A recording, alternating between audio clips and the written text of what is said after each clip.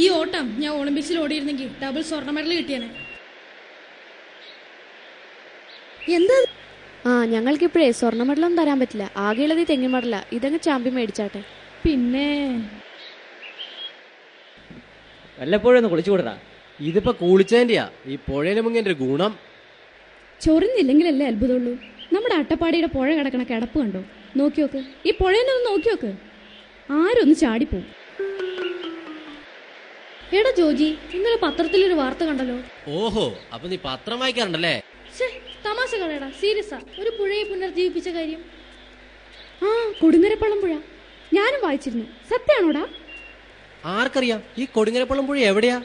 ആനകട്ടിക്കടുത്ത് ദാസന്നൂർ എന്ന് പറഞ്ഞ സ്ഥലത്താ. 15 കിലോമീറ്ററേ ഉള്ളൂ.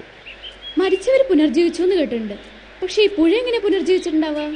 നമുക്കൊന്ന് പോയി കണ്ടാലോടാ. എന്തായാലും ക്ലാസ് കട്ട് ചെയ്തു. ഒന്ന് ചുറ്റി അടിച്ചിട്ട് വരാം. വഴി അറിയില്ല വിഷ്ണു നിനക്ക്? അറിയാം, പക്ഷെ എങ്ങനെ പോവും? അതിനല്ലേ നമ്മുടെ പൾസർ.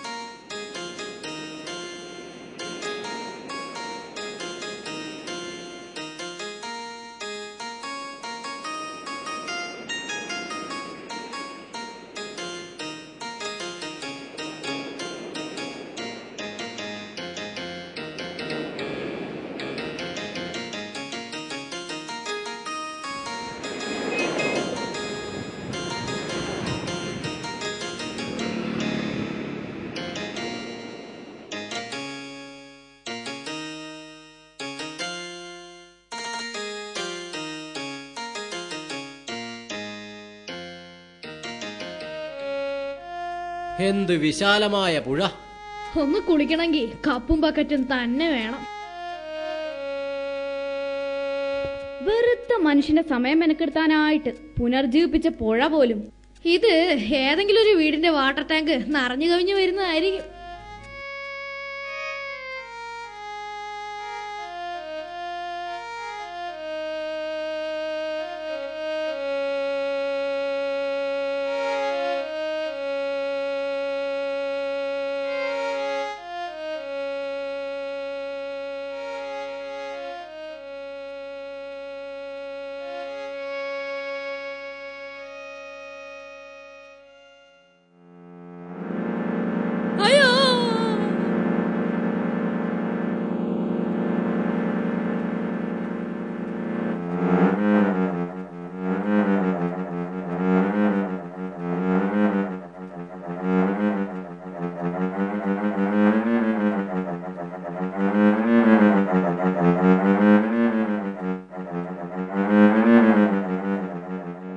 ഇതൊരു മൂപ്പനല്ലേടാ?